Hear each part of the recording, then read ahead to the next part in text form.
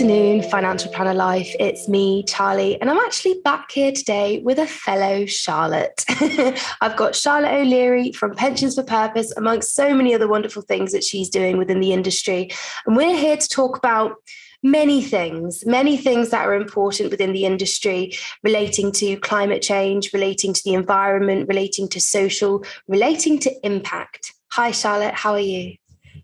I'm really well, thank you, Charlotte. Lovely to be with a fellow Charlotte. I don't often get the opportunity.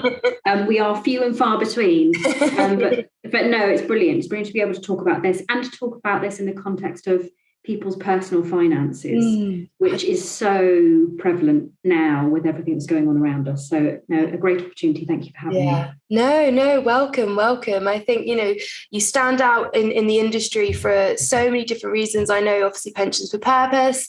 It's B-Corp pending, isn't it? Yeah. That's right. We've done the full B-Corp assessment this year, and we've had back and forth on communication around that. But to me, it's so important. I think B-Corp gets to the heart of what good business is about. Yeah. And we are supporters of the Better Business Act, which is about changing Section 172 in the Companies Act to align director responsibilities with people, planet, and profit, rather than just profit. And that matters so much to me, because we have to be tying what we're doing as organisations to our environmental and social impact if we want to meet the sustainable transition that we need to see in the economy. Yeah, absolutely. We've submitted our application now. Recruit UK has, which is home of Financial Planner Life, and gosh, it was a whole process. Some of the questions, I'm like, what does this mean? But actually, you need to understand what that means, and you think of things that you wouldn't even think have an impact, but actually, no, you do need to look at your breastfeeding policy and your whistleblowing policy and your bullying policy and the social, but also you do need to know how much we recycle and the waste and the toxic waste. And I think in recruitment, we've got quite a small supply chain, but there are big companies that are going through the process, and it's so necessary. So I feel for the listeners today, I'd like to take them on a bit of a journey of understanding who Charlotte O'Leary is and how you got to where you are today, and the mission that you are driving forwards with Pensions for Purpose. So let's start at the beginning. What was your entrance into financial services? Oh, it's an interesting one, isn't it? Because I think to start off with, finance can't be a natural first step for anybody, not least because it doesn't sit in our national curriculum. So, I was always interested in finance.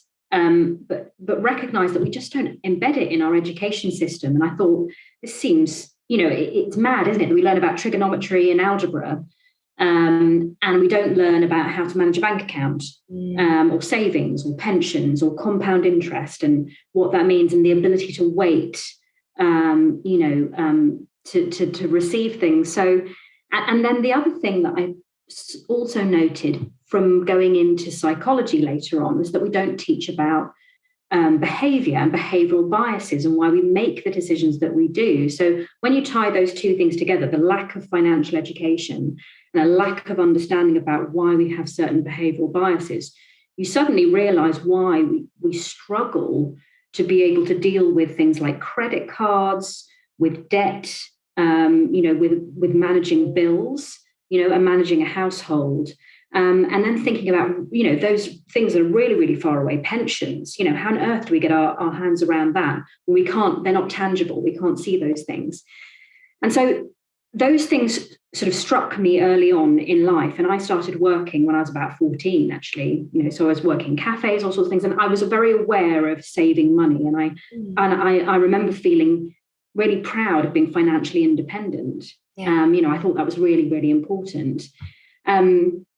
But I actually always thought I would become a psychologist. I wanted to help people. I wanted to be able to help people who maybe had a difficult start in life, maybe hadn't had the support that they needed. And I used finance as a way of helping support me to do my degree in psychology and to do my master's in forensic psychology, where I did like dialectical behavior therapy. So I was, really, really interested in behavior. But I kept coming back to finance because ultimately, if you want to change some of these things that you see, whether it's mental health, whether it's housing, whether it's the kind of food crisis. It requires systemic change, and that really can only happen through looking at economics, politics, and society, generally. So I found that if you trace the money back, you recognise that there are some key players in the market that have a disproportionate amount of influence and power. And how do you try and get those people to change their mindset and to be able to embed social and environmental factors? And so that was the thing that helped flipped me from thinking about wanting to help people on a one-to-one basis to how can I help a significant number of people within an industry that clearly needed to change, and also could offer education. The finance industry, is actually, as much as it gets a really bad rap, and we know, what happened through the financial crisis, it has an amazing ability to be able to invest and empower people if it does that in the right way. So that was sort of my, my journey along. I then got into finance. I worked for asset managers, investment consultant, fiduciary manager. And, I recognize some of the same pitfalls that we see in every business, which is we get into a kind of herd mentality. We think that the most important thing is the return that we get, the bonus we're paid, the amount of money that we're paid. And you realize that we're missing the big picture, we're missing the systems, and it's very hard to change things internally. So I got an opportunity in 2020 during lockdown to change roles. And I decided, no, I'm not going to go back into asset management. I really wanted to work with Pension for Purpose. I actually reached out to Karen, who's the founder of the business, and I said, I really think there's more that we can do with this. Wow. For better or worse, and I definitely hope she'd say better, I got involved with the business. There was no role at the time, so I kind of pitched myself.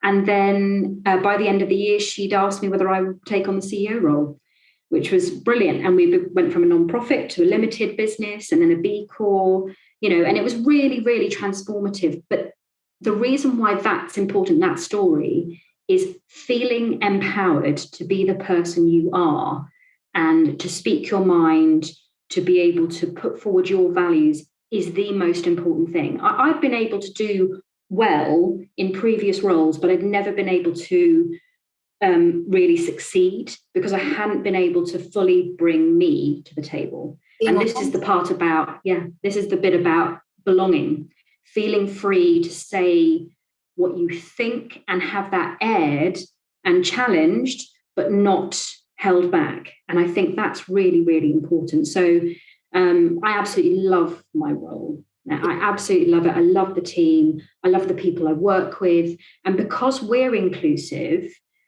and we create a sense of belonging, all the people we work with and that come to us, they get that sense, of feeling empowered and feeling like they can go away and they have the ability to change things, in the world or in their finances, at the very least. And that's an amazing thing to be able to do. So no, I love it. I get up every day and I think, wow, there are so many different challenges, but I'm doing it in the right place with the right team around me. Yeah, I love that you just directly messaged Karen. Like, I think there's more we can do. Let me help you steer this ship. That boldness. And I think when you know you're doing something that aligns with your core values, that you live, breathe, you could speak about it forever, that type of action, there's probably no fear in that. You're just, that pushing that forward is exactly what you want to do. And I think that's also a message saying, message those people and get involved and say what you think you could add and how the value you can add to that. And no, I think that's amazing. And it's when you said, with the mission that you do and you're attracting people who resonate, that it is like a law of attraction almost, isn't it? Working with good clients and having good impacts and recognizing that what you do can really empower people. And so I think let's talk about Pensions for Purpose then. How would you sum up Pensions for Purpose in a nutshell? Oh, so we are a member network. We're a member network of pension funds and other asset owners, investment consultants, legal firms, asset managers. What does that really mean? The reason why we bring lots of stakeholders together is what we've created is a really long, convoluted investment chain where you get the member, the trustee of a pension scheme, an in-house team. You then have investment consultants, asset managers, legal advisors, a sponsoring employer, all these different things. By the time you get to the end of that chain, when you've tried to put together objectives, whether they're investment or impact objectives, it becomes like Chinese whispers. And you've got all these different barriers and challenges. So what we're trying to do is, by bringing these stakeholders together, we're trying to create a common language on which we can talk about embedding impact, social and environmental impacts. And when I say that, I do mean negative impacts and positive impacts. We're not just looking at have positive impact over here and we'll forget what we're doing over here. Yeah. And so what we're trying to do is we're trying to bring pension funds on a journey to understand the impact they're currently having and to be able to make better informed choices about the impact they have going forward. And so that means we do a number of different things. We have forums where people can share best practice in the industry, peers, as well as asset managers and investment consultants. We do training workshops. So we facilitate training workshops with pension funds to help educate them across the spectrum of capital to understand about impact. We promote the impact investing principles for pensions, so a good governance framework for actually implementing it. And we've got pension schemes that are signed up to that now, so DC schemes, local government pension schemes, and also a large group of the investment consultant fiduciary managers like Schroders. So I would always target like Schroders and BlackRock because they are the largest global asset managers. And if you want to change where capital's going, you try to change them. Yeah, exactly. So a lot of it is about collaboration, education, and development. And that's what we're working on. And what I would say is it's really when impact is your focus, you realize that you can't be as structured. And we're lucky. We're an organization where we are held by the founders and the management team who are majority female. And we don't have external investors. And because of that, we can stay very, very true to the mission, but we're also independent. We're independent of the asset managers, consultants, legal firms, which means that we have that legitimacy to be able to, call out and question and challenge some of the frameworks in the industry and say, okay, I think we probably could approach this in a different way. That's much easier for us to do than if you're in the industry and you're incentivized to produce product in that way. So I think we hold a really interesting position, and it's a privilege, really. We're a sort of trusted organization that pension funds use to really think about how they embed impact in terms of their objectives, but also in terms of their stewardship, their engagement and voting policies with companies, and also their measurement. And I absolutely love it because I really feel for investors, it's very easy for groups to turn around and say, you should be doing better, you should be excluding tobacco, you should be divesting from fossil fuels, you should be doing... But often these teams have very tiny resources. There may be one person that's focused on everything to do with ESG, responsible investment impact. And this is where we can come in. We can help bring our resource and our knowledge to the table to help them make informed choices. Wow, yeah. Goodness. I think with asset classes, it's definitely an interesting conversation I've had recently of, making sure everyone needs to be in that room. I know tobacco is, and oil and gas, but as much as you don't want to invest in something which is pretty much caused this mess, they still need to be in the room because they still have a lot of capital they can invest into things that can really transform. And I think it's definitely a conversation everyone needs to be involved in. And I guess as you've been helping different pension funds, in your journey as time as CEO, what's the biggest challenge that you've overcome or that you've faced that is sort of a common challenge in the pension funds? So it probably isn't the one that you would necessarily think. It's governance. It is diversity of trustees on the board, diversity of people. I mean, if I'm talking about real estate and infrastructure, I'm probably one of the only women in that room. Yeah. And that's what we forget, that often when we're making decisions about whether we pursue impact or we look at impact, it's often being done with among people who maybe don't have a mandate to actually make that decision. And so I think the governance is really, really important. Do you represent the members of your scheme or fund or whatever? And can you legitimately hold your hand up and say that you do? because I think that's very important. I mean, I would argue that many of the trustees that are on schemes probably are going to be retiring on defined benefit pension schemes. Well, that's a very, very different set of, parameters for them than it is for people who are retiring on a defined contribution scheme. And we need to make sure that members represent diversity in terms of cognitive diversity, but also age. It's very difficult to attract young trustees into the kind of investment space, pension fund market. And you can understand the issue around that. From a generational perspective, they'll have a different view on some of these things. But if they're not at the table, they don't have a voice. And that's really what this is about. So we obviously also raise awareness in that area. It's important to engage with members, but also to understand that as a representative, you don't just represent the oldest members, you represent the youngest members as well. And so sometimes it's just highlighting the fact that you need to maybe have a different mindset. You need to think about things a different way. And it's really hard. What we're asking people to do when we talk about climate change is we're asking people to think about things they've never, ever had to think about. I mean, just imagine going into, you're going into Topshop and you're thinking, okay, I only have a certain amount of money, and I can go and buy a £5 t-shirt. But in reality, is that helping? Is that might be great for you for today, but what are the working practices that have gone into that? How sustainable is that product? What is the longevity of it? And cotton production, for example, uses water, and we're seeing the effects of water usage right now. So I think it's a really hard thing because we're marketed at all the time. You need this thing, you have to have it now. And we've put fear into people. And this is exactly the same in the investment world. There's no difference really, which is you need a return. The primary concern is you need a return, you need to mitigate risk. And impact for a long time was sort of thought of as something concessionary. You had to give up something. Whereas now it's a bit like tobacco companies saying, no, we're going to externalize all our costs.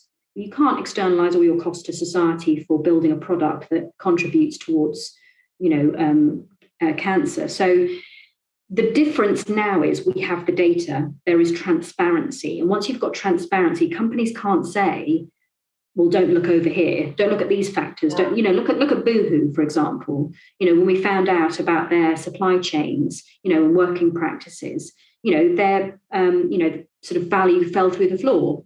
And that's what happens. So once there's transparency, you can't, as an investor, say, well, I'm just not willing to look at that.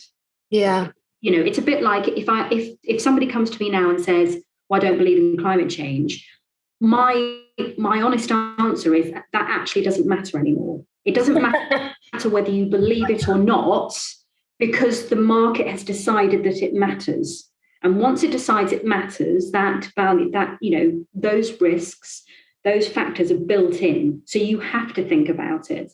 And so it's a really, really interesting time. But when you start to talk to people pragmatically, I think they start to see it in a different way. And we don't go along this road of saying, well, to be part of our platform, you have to be meeting the absolute best standards. We want people to come along who maybe aren't sure. They're not sure how to address this, whether an asset manager or a pension fund. And we want to help them on that journey.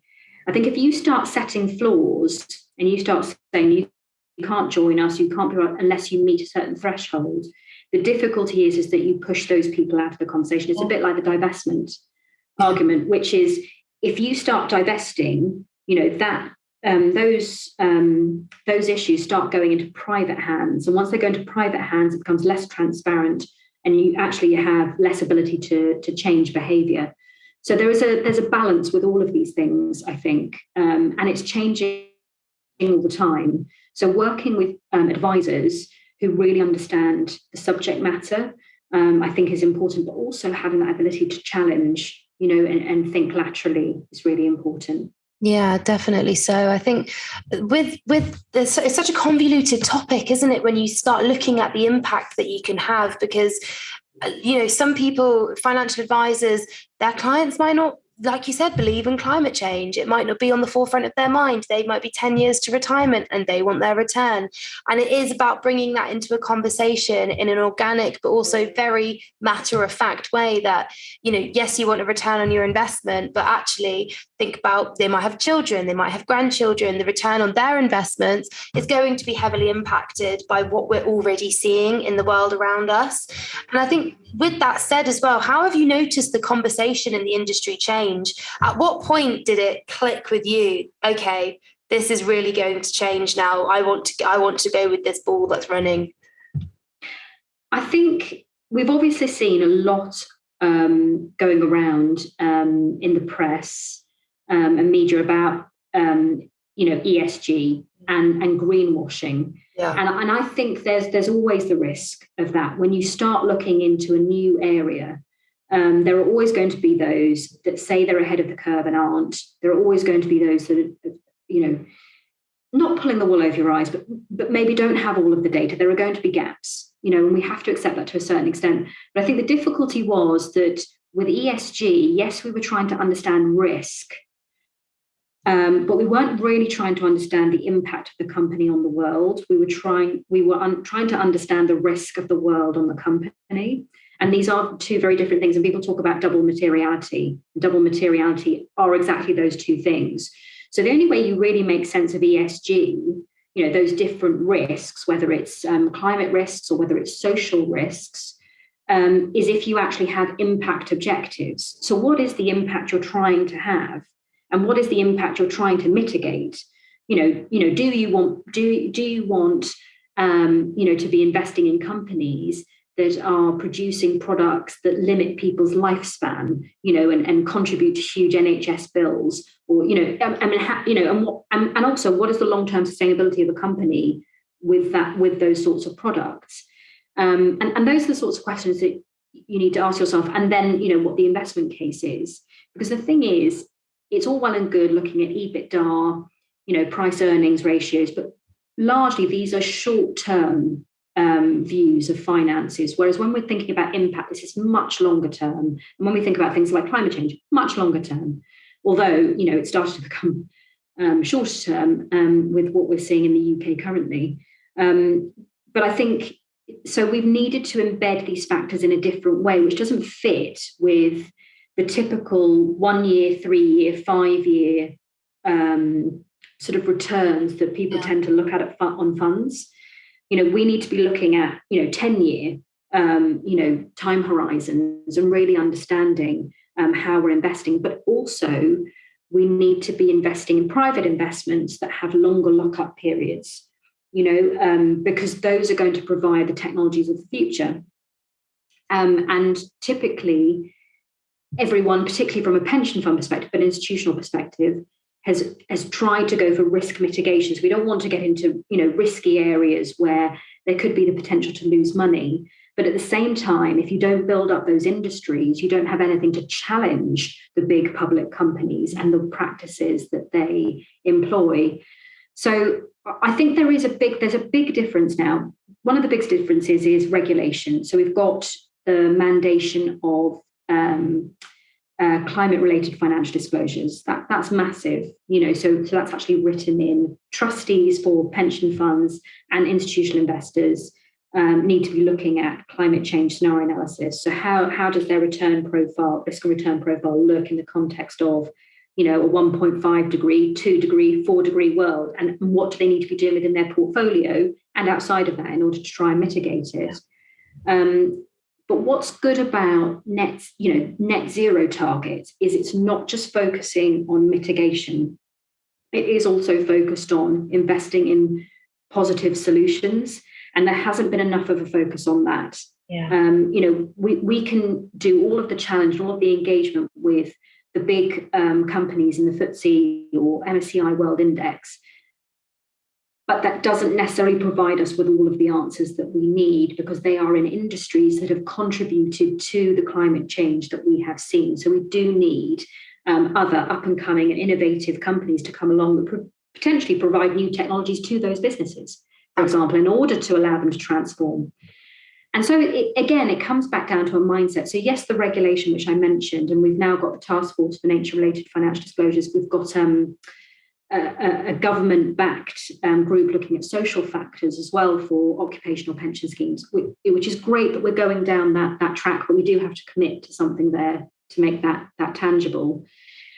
But I think we need to do more. I think we've created a threshold, and it's great that we're talking about net zero, but we can't get to net zero with the amount of inequality that we have. We have significant structural and spatial inequality in the UK compared to the rest of Europe. You know, we're closer in terms of levels of inequality to Poland and Romania. If you look at the different regions between London and the southeast and elsewhere, it really is that stark. And the thing is, if you're telling somebody, well, you need to help in the transition to net zero, and you need to be making, you know, your house more resilient, and that means investing at a time where we're seeing significant inflation, not just in energy prices but food prices, that's pretty difficult to be able to deal with. And so therefore we have to be dealing with wealth inequality as well. And we haven't seen enough of a plan around that. And so when we're working with pension funds, we encourage them to look at all of the factors in the round to the extent that they can. And we're very supportive of, for instance, there's a task force on inequality related financial disclosures. We think that's really, really important because businesses need to be understanding not just, you know, their carbon output, which is just one measure, but also, you know, how they're treating employees. That's another measure, but also their community, you know, and other stakeholders, supply chains, and then also, you know, policy. You know, how are you collaborating with other businesses in order to change policy? We talked right at the beginning about the Better Business Act. If we wanted to transform the way that we operate, we would get all companies to embed these factors. The big question is why is the government reluctant to do that? And so, you know, that's why ultimately my sort of big ask, I think, of all of the people we work with is if you haven't looked at B-Corp, have a look at it. Absolutely. And if you say you haven't got enough time to do it, I call you out on that, because I did it myself, because I think as a CEO of a business, you should be the person to do it. And I think you should find the time. And we have less than 10 people in our business. So you can find the time to be able to do it. And I think it's really, really important. For us, what it means to me is I think about, you know, what dividends do we pay? How much do we reinvest in the business? How much is that going to contribute to our mission and how we impact, you know, other people? Are we paying our employees enough? Can we use our platform like this to tell people you need to be paying more in employer contributions, you know, towards pension schemes? That's part of the social factor. You know, the social factors is actually the whole benefit package. So that would be my big kind of call to action for businesses would be, if you're not a B Corp, why? and what's stopping you from being one? And to be honest, I don't think there's any good reason for any business not to be able to pursue it. You can get so much help with it as well. You've got people out there who can coach you through the process and help you go through the process. You know, you can outsource everything these days pretty much, and including that. But 100% agree, because if you think about the sustainability of your business, and in my day job as a recruiter, when I'm, you know, asking people like, what questions are you going to say in the interview? One that I asked when I was getting into recruitment is, what are you doing about sustainability? But I wouldn't define it. I would leave it open-ended, because I meant sustainability in every sense. You know, you want to grow your company. Okay, how are you going to ensure that everyone receives the right training, the right support, the right infrastructure to be able to hold that business? And then, yes, let's get on to the environment. It relates to everything. And I think for people who don't want to do anything right now, there's going to come a time where absolutely everyone's going to have to do it. And it's better to do it now than to do it in 20 years' time when we've got 8 years until we're meant to be net zero. It's about being proactive on this and having that call to action, like you said. And I think you mentioned something when we spoke earlier about people who will be coming into retiring with defined contribution pensions. And I think that's a really interesting conversation to bring into this about wealth inequality, because generationally, if people have got a more stable pension now compared to the people that will be retiring, that's going to come at a time when we need it to not be unequal. We need it to be together and be leveled up on a platform together. Yeah, and it's my biggest concern is that auto enrollment, which I think was obviously a brilliant thing, just didn't go far enough. An 8% indicative contribution is not enough, to provide you with the type of retirement that you would need, not least because of longevity, the length of time that people are living, and so therefore the length of time they will need to work, but also whether they then need care. And if anyone knows anything about how much it costs to get care, and let's face it, those costs are only going to increase, it will be significant. Yeah. My own grandmother, who has a defined benefit pension scheme, struggles to be able to meet the care costs around that. And she's far better off than any of us will be. We're all saving far too little. And that's really, really concerning. And there are lots of, I'm not a financial advisor, so I cannot provide financial advice on this, but what I would say to everybody is look into your pension. It is the best and most tax efficient saving you can make. And you can start early. And the most interesting thing about this, particularly when it comes to impact, is that your contributions, so starting early and investing more early on, has more of an impact than the investment itself. So, when we think, even when I'm talking to asset managers, we get very, very focused in on the returns on a particular fund, but we're not spending our time and energy out there educating people on investing in their future. And this is what it is. We can, I know people don't like financial language, but what we're talking about is pension. A pension is investing in your future. Yeah. And so it may be great to have that TV now, or the clothes that you really wanted. But what I would say is, if you get an increase, you get a bonus, whatever it is that you get, instead of taking that straight away, before you've even had the opportunity, take a percentage of that and put it into your pension. You can enroll for that, through your company, either by going to, an HR director or a pension fund officer. And I think that's really, really important. But if you're an employer, even more so, you should be thinking you're not a sustainable employer if you are only contributing the bare minimum that will lead to your employees retiring in poverty. That's not a sustainable business model in my mind. And so when I think about the financials on an ongoing basis, I think to myself, well, we're not a financial business if we can't pay at a certain level. But we're not a sustainable business even if we can't pay at a certain level, if we can't give benefits at a certain level. And that's my holding the mirror up against myself and saying, well, do I feel comfortable looking my employees in the eye and saying, this is what we're offering you? Yeah. I think that's it's a really hard conversation to have. I've had it with, mums at the school gate, talking about personal finance. And genuinely, most people will say to you, don't know where my pension fund is, not really sure how much I've contributed. I'm not really sure how much the overall pot is. It's potentially split between different providers. And often they don't know what it's invested in. Yeah. Yet, a lot of those people will be saying, oh, yeah, but I really care. So I've gone vegetarian. I'm using, bags for life and doing these things. But your pension investment is 21 times more effective in reducing the effects of climate change than anything you do personally at home. So actually, you might as well forget all of those things. Forget the energy saving light bulb, forget all that stuff, and focus on your pension fund. Wow. You'd have more of an impact. So, and that came from the Make My Money Matter campaign. So I think that's so powerful. And not only that, you're contributing to that outcome, which is something you want, but you're also then making sure that you can retire. Yeah. And if at any point, you died, well, you have more of a benefit to pass on to your spouse or to your children. So those are, and this is why we need to be having open, honest conversations about this in a non-threatening and non-judgmental way, because I think there's a lot of there's a lot of pride, around talking about personal finance. And you'll know from the recruitment industry, people don't talk about salaries. They don't, really talk about it.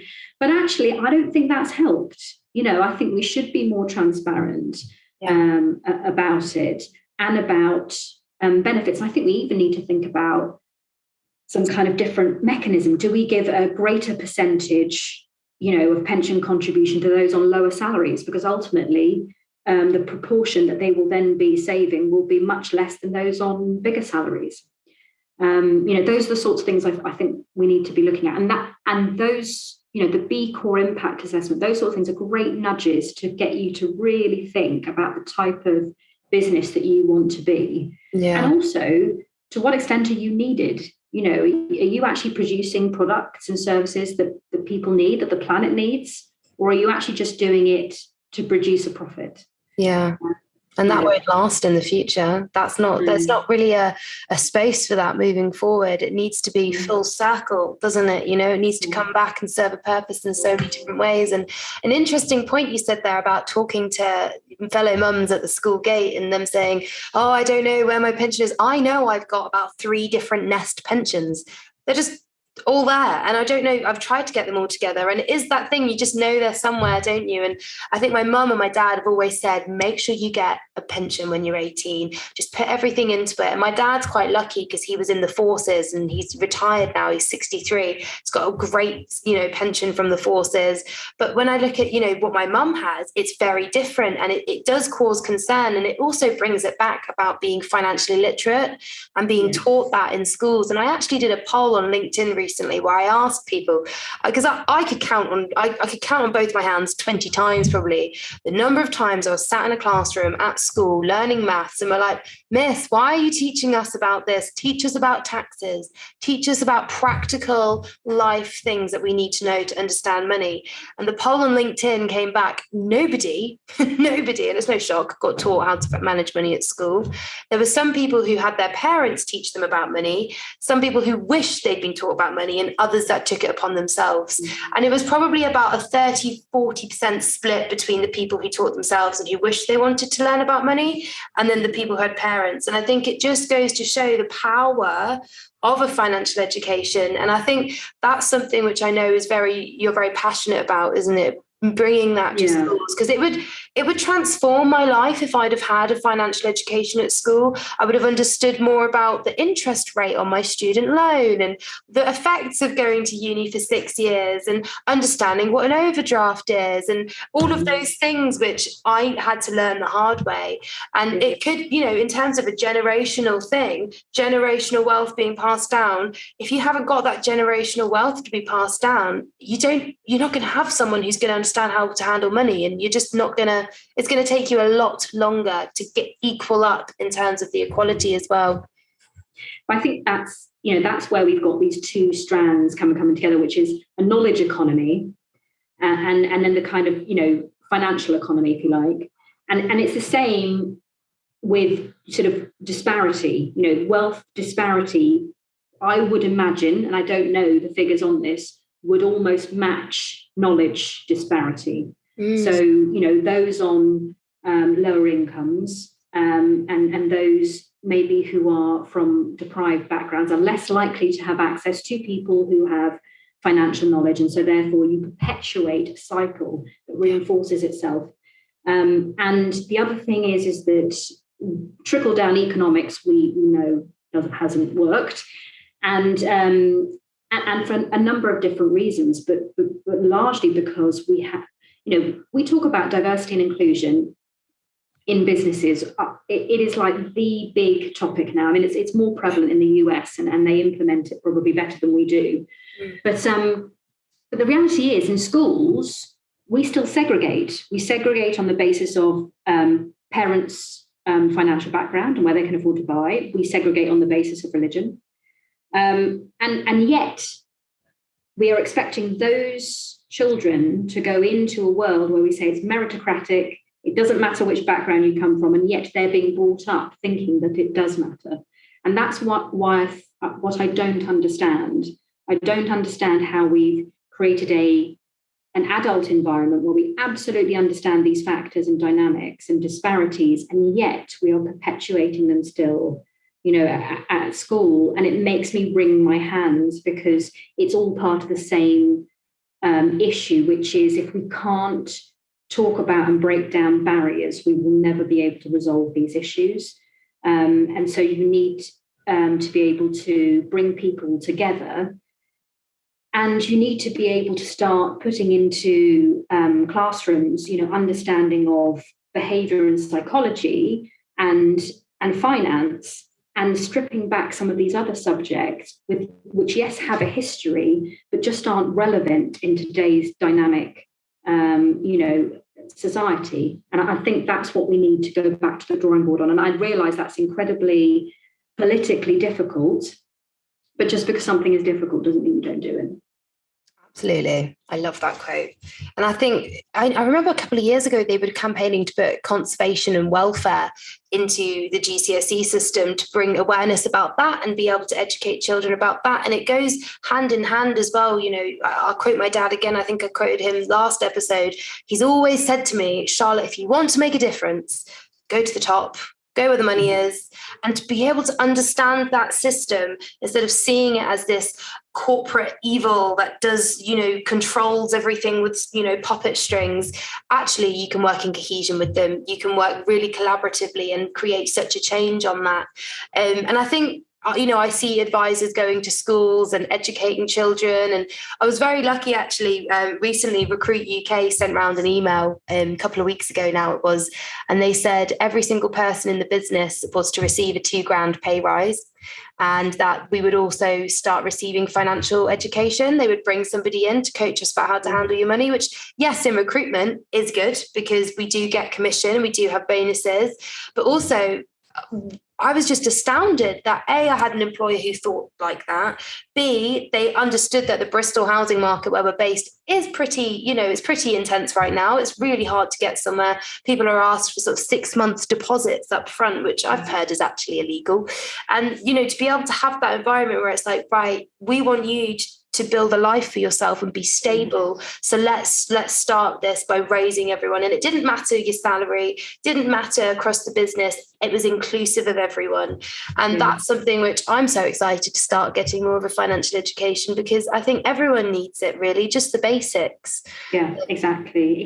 We also need, business leaders to be willing to try different methods for, remunerating and incentivizing individuals, and not to be afraid. Just because it's what's done and has been done before doesn't mean it's what you should do going forward. And I've seen there's a really interesting business founder and CEO in the US who basically worked out that everybody needed about 70,000, this is dollars, US dollars, to live on.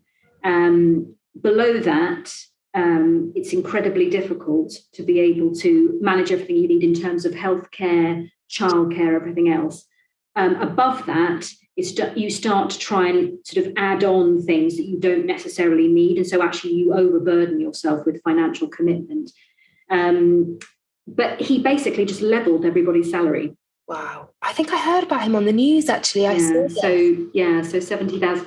And we can have all different views about this. And, different companies have come out with, unlimited holiday. So they put the power with, the individuals to make the decision about how they use their time rather than the company continually dictating. And I think we need to do more of that. I think of my role now less as a CEO and more as a chief stakeholder officer. I'm accountable to my employees, to the board, to our members and stakeholders, and that's how I think everybody who runs a business should be thinking. I don't think you should be thinking my responsibility is to the board and to shareholders, and that's it. That's where it starts and finishes. It absolutely doesn't. You're only a viable business if you can look at, and so I started to institute, after our quarterly board meetings, I present our financials to the whole team. So I don't, so they see what the board sees. There's no difference in my view. And it's much easier for them to come on the journey with you and to feel incentivized if they understand what you're building towards and what it means. And also by doing that, you're also then actually educating them on financials, because you're showing them, profit and loss accounts, and balance sheets, and EBITDA values, and suddenly you can start putting everything together. And I think, businesses should feel proud, of being able to do that for their employees. There is so much more that we can do as businesses that is beyond the sort of financial management of the company. Yeah, definitely. And would you say, obviously coming from sort of a psychology academic background, that must influence your perspective on people's behaviors in terms of their money so much? And I know when we spoke last time, you mentioned humans think in the short term. And with managing money, you've got to think in the long term. And it's about combating how we probably have to all admit on some level, we need to alter our behavior on this. We need to really look at how we're behaving around money and what we want in life and our values to see if it actually aligns in the direction that is needed to create this, systemic change in our society.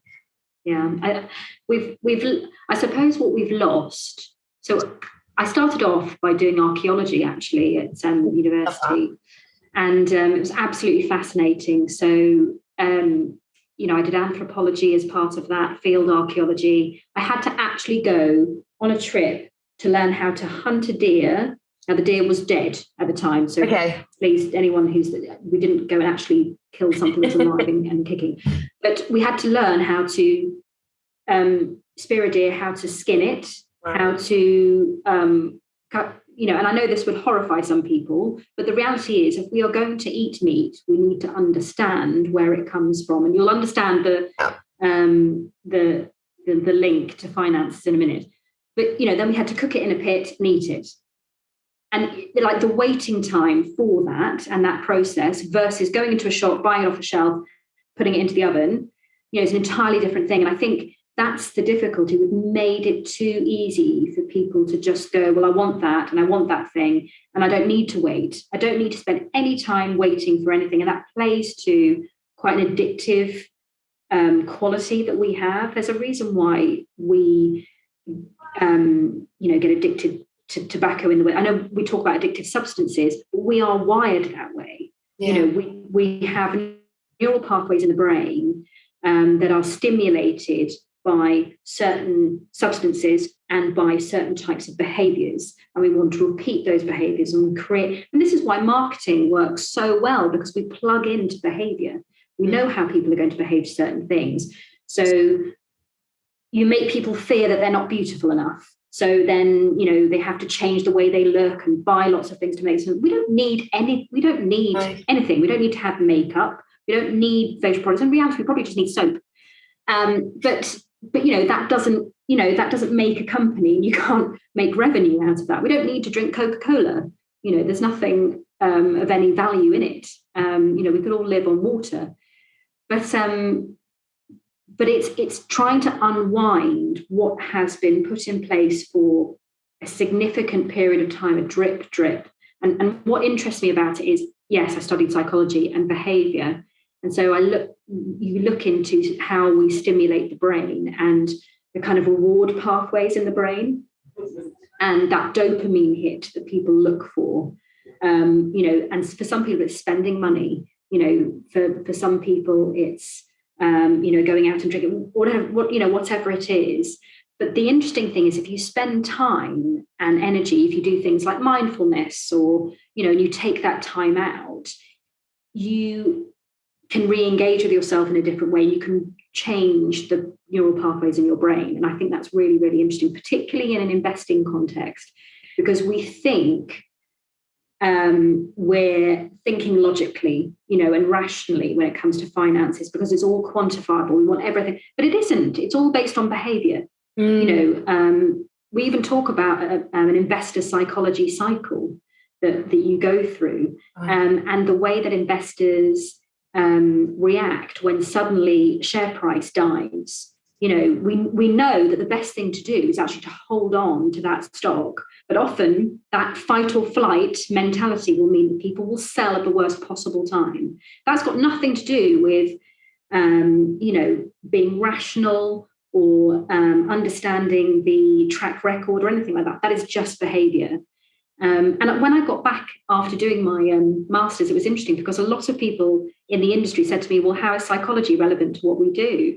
And I think that underpins why we struggle, because we don't understand our own behavior and our own biases.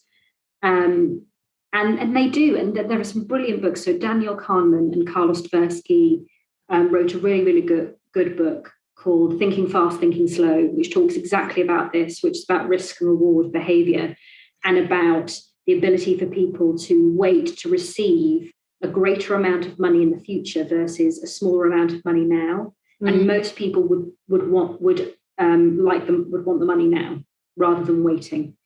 And it speaks to, basically flaws, it's flaws in the human psychology that we need to understand in order to overcome. And that's why I've come back to, it's another thing I think we should have in our education system, because you need those two things together. It's really useful to understand terminology around finance. It's really useful to understand how you open an account, what it means in terms of having a mortgage. But you also need to understand your own behavioral biases so that you can make the right decisions about whether you take an interest-free credit card, or you do a balance transfer or whatever else. You need to understand that to know whether you're acting rationally or whether you're actually acting irrationally. And we don't talk about it enough. Definitely not. I think it's almost like everyone needs to take a bit of an inwards reflection, like a deep dive. And I think even as you were talking about it, and people would take the short-term money over the long-term money, it comes back to the fact that some people, that is what they need. They need that short-term money because they need to put food on the table. They need to get new school shoes for their kids. They need to fix the car, pay the council tax. That's because they've got so many things pressing on them that are so short-term and immediate.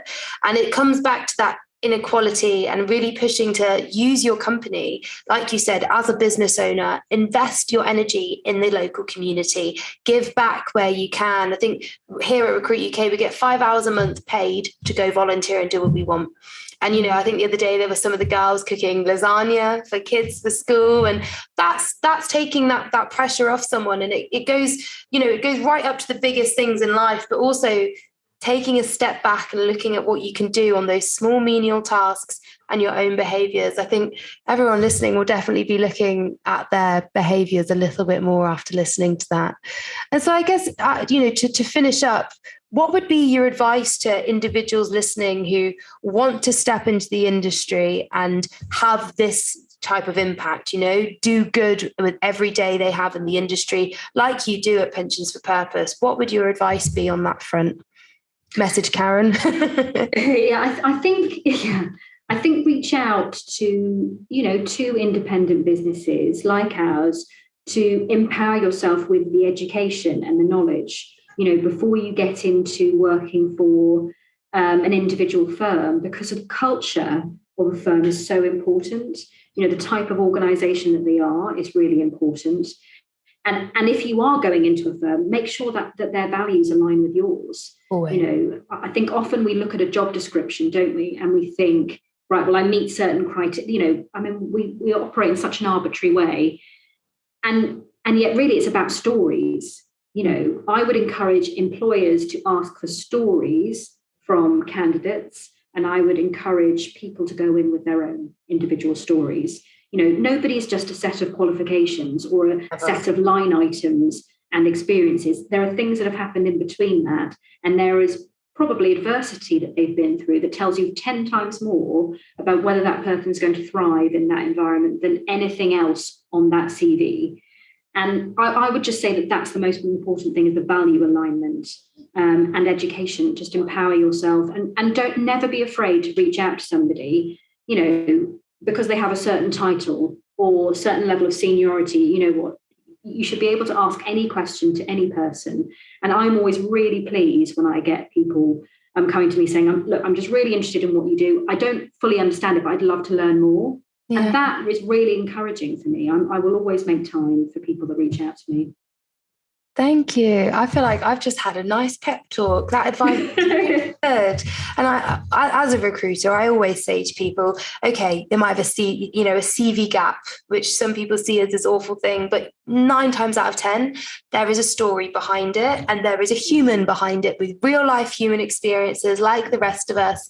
And it is a two-way street. I say it to candidates every time I'm doing interview prep. Yes, you're going in there, they're going to see if you're the right fit for their company, but it's a two-way street. Do they align with your values as well? And I think that is really important, because culture on the bad days trumps everything. It makes a difference if you can lean on the people around you. But wow. Well, thank you so much for joining, Charlotte. Honestly, that's my brain, lovely. so much food for thought. I just can't wait to see where Pensions for Purpose goes, and can't wait to see it all blossom really and continue going on the trajectory it is. And yeah, thank you so much. Thank you very much. Lovely to spend this time talking to you. And if at some point we can launch a campaign around financial education, I'm very interested in seeing what we can do. We'll have to do something about that, 100%. But yeah, thank you very much, Financial Planner Life. I hope you enjoyed this episode, and speak soon.